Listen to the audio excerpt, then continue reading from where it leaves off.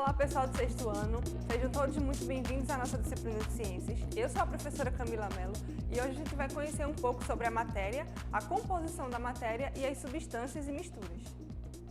Então pessoal, para começar nossa aula de hoje, você já parou para pensar, já se perguntou em algum momento de que as coisas ao nosso redor elas são formadas? Porque a gente tem uma infinidade de coisas, mas qual a composição dessas coisas? É esse justamente que a gente vai conhecer hoje, o conceito de matéria. A gente diz que tudo, absolutamente tudo ao nosso redor é composto por matéria. Desse modo, podemos chamar de matéria tudo aquilo que ocupa um lugar no espaço e possui massa. Então a gente tem como exemplos uma árvore, uma bola de futebol, uma colher, nós seres humanos, tudo é composto de matéria, certo? Existem coisas que a gente consegue tocar e dessa forma a gente acaba verificando que é composto de matéria. Mas tem coisas que a gente não consegue ver, a gente não pega, mas também são formadas de matéria. Por exemplo, o ar. O ar é formado de matéria, mas a gente não consegue ver, certo? Partindo disso, existem vários tipos de matérias e existem diferentes estados físicos, certo? Os três principais estados físicos são sólido, líquido e gasoso. O estado sólido são aquelas coisas mais duras, mais consistentes, que tem um formato estabelecido e a gente não consegue mudar com facilidade. A gente tem aqui como exemplo o gelo. O gelo é um exemplo clássico de estado sólido. Aí outros exemplos, a gente tem um copo de vidro, é uma matéria no estado sólido, a árvore que a gente viu antes, uma cadeira, certo? Tudo isso que tem um formato bem estabelecido é uma matéria no estado sólido. No estado líquido, já é alguma coisa, por exemplo, que pode mudar o seu formato. Exemplo clássico, a água. Se eu pegar a água e colocar num copo, ela vai ficar no formato daquele copo. Se eu colocar numa garrafa, no formato da garrafa. Então esse é o exemplo principal de estado líquido. Mas só a água não, o óleo de cozinha, o vinagre, o perfume, existem vários exemplos. O outro, o estado gasoso, certo? O estado gasoso é aquilo que eu falei antes, está aqui, muitas vezes a gente não consegue ver, mas está no estado gasoso. Matéria no estado gasoso, a gente tem aqui como exemplo as nuvens, que é composta de gases, de vapor de água. Se eu pego uma panela, ponho no fogo, e essa panela com água começa a ferver. E aí, começa a sair dessa panela uma fumacinha. Então, a gente consegue observar que é a água no estado gasoso, é vapor de água, certo? Agora, quando a gente fala de matéria, é interessante que a gente conheça outros dois conceitos. O conceito de corpo e o conceito de objeto. O corpo é uma porção da matéria e o objeto, por sua vez, ele é o corpo que sofreu uma alteração humana para benefício próprio. Então, a gente tem aqui esses três exemplos para a gente conseguir entender isso melhor. A matéria, a gente pode dizer que é uma árvore. No meio de uma floresta, tem lá uma árvore, certo? Alguém vai lá, corta essa árvore e transforma o tronco dela em várias toras de madeira. Então, a gente tem vários corpos da matéria. E aí, pega um corpo desse, faz todo ali o processo e transforma numa cadeira. Ou pode transformar numa mesa, num armário, enfim, qualquer outro objeto de madeira. A gente vai ter ali um objeto, porque é um corpo, no caso a tora da madeira, que sofreu alteração humana para benefício próprio. Então, recapitulando, a matéria vai ser a árvore, lá no meio de uma floresta, o corpo, a tora da madeira e a cadeira é o objeto que sofreu alteração. Mas aí a gente pode pensar, né? Existem vários tipos de matérias, várias formas, várias cores, vários estados físicos. E o que é que estabelece isso? A gente pode dizer que, de forma geral, toda a matéria ela é composta por uma unidade estrutural básica muito pequena que é chamada de átomo. O átomo, a gente consegue ver aqui, ó, uma ampliação de um copo de água, por exemplo. Átomo seria basicamente assim, uma estrutura bem pequenininha que a gente não consegue enxergar. E aí esses átomos, eles vão se agrupando, se organizando e formam as moléculas. E aí essas moléculas, mais uma vez, se organizam, se agrupam e formam as substâncias. E essas substâncias são justamente o que vai diferenciar uma matéria de outra matéria. Então, uma matéria pode ser verde, a outra azul, uma matéria tem vida e a outra não tem vida. Então, é dessa forma que elas vão se diferenciando. E aí, a gente pode chamar toda essa matéria aqui de materiais.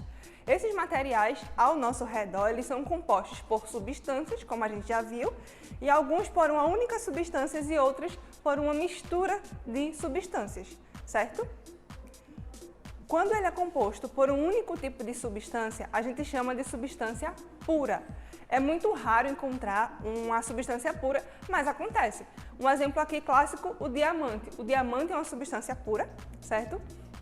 Composta apenas por carbono, uma única substância, por isso que ela é pura. Outro exemplo aqui, a gente tem o gás hélio.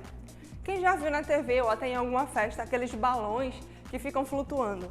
E aí depois as pessoas até pegam esse balão, inalam e a voz fica bem fininha. Isso acontece por causa do gás hélio. O gás hélio é uma substância pura, certo? A gente tem também como exemplo o ferro. E as misturas, né, são justamente os materiais que são compostos por duas ou mais substâncias diferentes. E elas podem ser divididas em misturas homogêneas e misturas heterogêneas. Só que antes de conhecer as misturas homogêneas e heterogêneas, vamos ver aqui rapidinho o que seria a fase de uma mistura. A fase de uma mistura é o aspecto visual uniforme, certo? De uma mistura. Então ela pode apresentar ali a substância uma fase, duas fases, 3, 4 e até mais. Se a mistura apresenta uma fase, ela é monofásica. Se ela apresenta duas fases, ela é bifásica. Trifásica se tiver 3 e polifásica se tiver 4 ou mais fases. Aqui a gente tem como exemplo esse recipientezinho com uma mistura entre óleo, água e areia. Essa primeira camada aqui que tem óleo é a primeira fase da mistura, porque eu vejo e eu percebo que tem ali aquela camada uniforme, aquela camada igual, só de óleo. A segunda camada vai ser essa camada entre o óleo e a areia de água. Essa camada de água é a segunda fase da mistura. E por fim, a areia, que já é a terceira fase dessa mistura. Então eu posso olhar, tem o óleo, a água, a areia. Uma mistura trifásica, certo?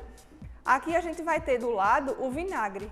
O vinagre ele é composto por várias substâncias diferentes, então ele é uma mistura, certo? Então, por ser uma mistura, quando eu olho para o vinagre, eu não consigo diferenciar as substâncias que estão ali. Eu vejo uma coisa só, então seria uma mistura com uma única fase. E é justamente essas fases que vão diferenciar essas misturas.